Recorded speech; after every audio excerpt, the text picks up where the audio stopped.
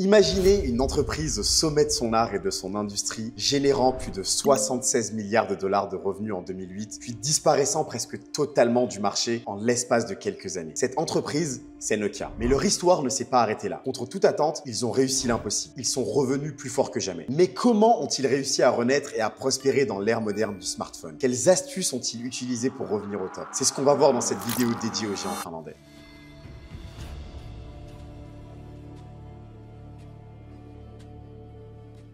Robin vous expliquait récemment dans une vidéo comment Nokia avait pratiquement fait faillite et a dû abandonner sa division mobile. Pour ceux qui ne l'ont pas vu, un peu de contexte historique. En 2008, Nokia est indétrônable. Avec 76 milliards de dollars de revenus, la marque domine le marché mondial des téléphones mobiles. Les téléphones Nokia sont connus pour leur robustesse et leur simplicité d'utilisation, des qualités qui ont conquis des millions de consommateurs. En cette période, il semble complètement impossible qu'une entreprise si puissante puisse connaître une chute aussi vertigineuse. Mais l'année précédente, en 2007, un événement bouleverse l'industrie. Steve Jobs dévoile l'iPhone d'Apple. Contrairement au téléphone classique de Nokia, l'iPhone est un appareil révolutionnaire avec un design élégant, un écran tactile et une interface utilisateur incroyablement fluide. Pourtant, et comme beaucoup de géants, Nokia ne s'inquiète pas. Sûr de sa position dominante, la marque considère l'iPhone comme un produit de luxe, trop cher et fragile. En interne, ils se moquent même de ce téléphone, arguant qu'il ne pourrait jamais passer leur célèbre drop test. Mais très vite, le marché évolue. Les consommateurs se tournent vers des smartphones plus modernes et interactifs, tandis que Nokia continue de s'appuyer sur son système d'exploitation vieillissant, Symbian. Le N97, censé être le tueur d'iPhone, est un échec total. L'interface est lente et l'écran tactile très peu réactif. Pire encore, la plateforme Symbian est un cauchemar pour les développeurs comparé à l'Apple Store d'Apple ou Android qui attire des milliers d'applications. Nokia réalise tardivement qu'ils sont en retard dans la course, mais le mal est fait. Leur part de marché s'effondre et l'entreprise doit réagir rapidement. En 2010, dans une tentative désespérée de redresser la barre, Nokia embauche un nouveau CEO, Stephen Elop, un ancien cadre de Microsoft. Dès son arrivée, Elop donne le ton. Il déclare que Nokia se tient sur une plateforme en feu. Il reconnaît publiquement que Symbian est dépassé et que l'entreprise doit changer de cap immédiatement. Ce discours, bien que censé être motivant, est un coup dur pour l'image de Nokia. La fuite du discours dans la presse fait l'effet d'une bombe, les ventes chutent, la confiance des actionnaires s'effondre et la réputation de Nokia en prend un coup. Pour remplacer Symbian, Elop fait un pari audacieux. Au lieu de rejoindre Android, la plateforme open source en pleine expansion qui aurait pu permettre à Nokia de se remettre sur pied, il décide de s'allier avec son ancienne entreprise, Microsoft. Nokia abandonne Symbian et adopte exclusivement le système d'exploitation Windows Phone. Le partenariat avec Microsoft est censé donner naissance à un troisième écosystème dans le monde des smartphones en compétition avec iOS et Android. Malheureusement, ce pari s'avère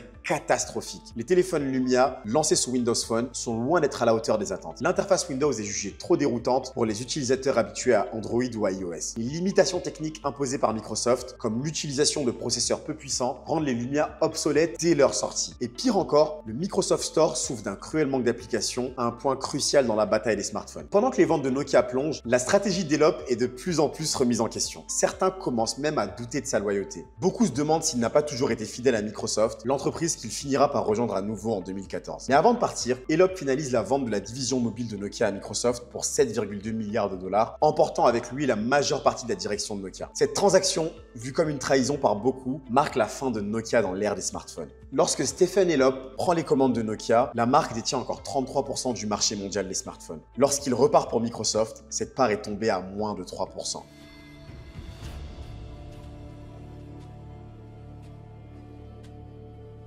Lorsque Stephen Elop quitte Nokia en 2014 après avoir vendu la division mobile à Microsoft, Nokia semble être au bord du gouffre. L'entreprise, autrefois leader mondial des téléphones mobiles, est désormais réduite à une fraction de sa taille d'antan et pour beaucoup, son avenir est simple, la faillite. Pourtant, derrière la débâcle des smartphones, une autre partie de Nokia a survécu. Nokia Solutions and Network, NSN, la division dédiée aux infrastructures de réseaux télécoms. Cette division, longtemps jugée moins lucrative que celle des téléphones, va jouer un rôle central dans la renaissance de Nokia. À la tête de NSN, on trouve Rajiv Suri, un vétéran de Nokia. Suri a rejoint Nokia en 1990 et a gravi les échelons au sein de l'entreprise, acquérant une solide compréhension des défis et des opportunités dans le domaine des télécommunications. Lorsqu'il est nommé à la tête de NSN en 2009, la division est en difficulté financière et affiche des pertes importantes. Mais grâce à sa vision stratégique, Suri parvient à redresser la barre. Il rationalise les opérations, coupe les coûts et se concentre sur l'amélioration de la rentabilité. En l'espace de quelques années, NSN devient une division rentable, fournissant à Nokia une source de revenus stable, pendant que sa branche mobile est en galère totale. En 2014, après après la vente de la division mobile à Microsoft, Rajiv Suri est nommé CEO de Nokia dans son ensemble. Pour beaucoup, cette décision est un tournant. Contrairement à son prédécesseur, qui avait misé sur des stratégies risquées et souvent controversées, Suri est un leader plus prudent, méthodique et orienté vers la stabilité. Son approche, bien qu'elle puisse sembler moins spectaculaire, va s'avérer être exactement ce dont Nokia a besoin pour survivre. Dès son entrée en fonction, Rajiv Suri élabore un plan pour restructurer l'entreprise et lui redonner une stabilité financière. La première étape consiste à réduire les coûts. Nokia, qui souffre encore de pertes massives après la vente de sa division mobile, doit devenir plus agile et plus efficace. Suri met en place des mesures drastiques pour réduire les dépenses, notamment en supprimant les opérations non essentielles et en réorganisant les différentes divisions. Une partie cruciale de ce plan, c'est la décision de se recentrer sur le secteur des télécommunications, là où Nokia a toujours eu une expertise solide. Sous la direction de Suri, Nokia a fait un choix stratégique clair. Abandonner le marché des consommateurs, où la concurrence est trop féroce et où Nokia a déjà subi des échecs cuisants, pour se concentrer sur l'infrastructure des réseaux. Plutôt que de rivaliser directement avec Apple ou Samsung dans la fabrication de smartphones, Nokia va se positionner comme un fournisseur clé des technologies qui soutiennent ces appareils, en particulier dans le domaine de la connectivité. L'une des premières priorités de Suri, c'est de restaurer la confiance des actionnaires. Après l'épisode Elop et la vente de la division mobile à Microsoft, la situation financière de Nokia est préoccupante et les investisseurs sont inquiets. Suri sait que sans le soutien des actionnaires, il sera impossible de mettre en œuvre son plan de transformation. Il organise donc un rachat massif d'actions, une mesure qui est destinée à réduire le nombre d'actions en circulation et à augmenter la valeur des actions restantes. En parallèle, il distribue des dividendes pour récompenser les actionnaires fidèles. Ces mesures financières, bien que perçues comme conservatrices, ont renforcé la position de Nokia sur les marchés financiers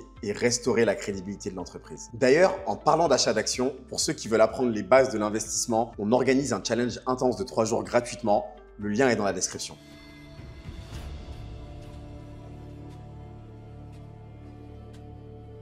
En parallèle de la restructuration financière, Suri identifie une opportunité technologique majeure, la 5G. La 5G représente la prochaine grande révolution dans le monde des télécommunications en promettant des vitesses de connexion beaucoup plus rapides et une connectivité améliorée pour des milliards d'appareils à travers le monde. Suri comprend rapidement que si Nokia peut se positionner en tant que leader dans ce domaine, l'entreprise pourra non seulement survivre, mais prospérer à nouveau. En 2015, Nokia fait un pari stratégique majeur en rachetant Alcatel-Lucent pour 16,6 milliards de dollars. Ce rachat n'est pas seulement une question de taille ou de synergie opérationnel. Il s'agit surtout de mettre la main sur Bell Labs, l'un des centres de recherche et développement les plus prestigieux au monde dans le domaine des télécommunications. Bell Labs détient plus de 29 000 brevets dans les domaines clés de la technologie des réseaux et ces brevets vont permettre à Nokia de prendre une longueur d'avance dans la course à la 5G. Nokia dévoile ReefShark, une gamme de puces spécialement conçue pour les réseaux 5G. ReefShark représente un bond technologique significatif. Ces puces permettent d'augmenter considérablement la bande passante tout en réduisant la consommation d'énergie, un facteur crucial pour les opérateurs télécoms. Grâce à ReefShark, Nokia devient un fournisseur de choix pour de nombreuses entreprises dans le domaine des télécommunications. Les puces ReefShark offrent des performances bien supérieures à celles des générations précédentes, notamment en termes de vitesse et d'efficacité énergétique, ce qui les rend très attractives pour les opérateurs qui cherchent à déployer rapidement des réseaux 5G. Sous la direction de Suri, Nokia signe des accords avec de grands acteurs du secteur, notamment AT&T, Vodafone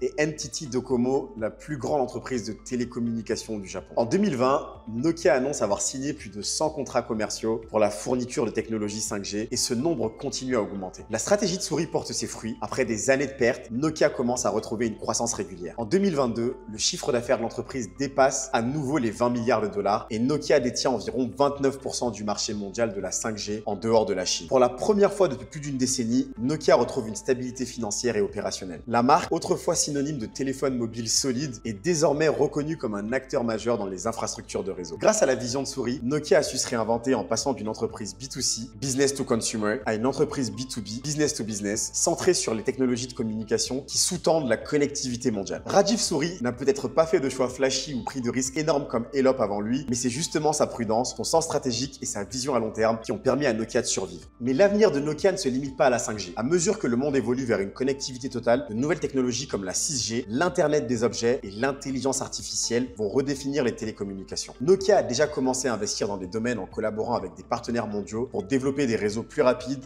plus intelligent et plus durable. Avec sa base solide dans l'infrastructure des réseaux et son expertise croissante en matière de cloud et de data, Nokia est bien positionné pour devenir un leader de ces nouveaux domaines. La leçon que Nokia nous enseigne est claire. Même après une chute spectaculaire, il est possible de se relever, de se réinventer et de se préparer à conquérir le futur. D'ailleurs, d'après les experts, l'intelligence artificielle va détruire des millions d'emplois. Peut-être que le vôtre est à risque. Il faut donc que vous commenciez à vous former pour vous adapter comme on le voit dans cette vidéo.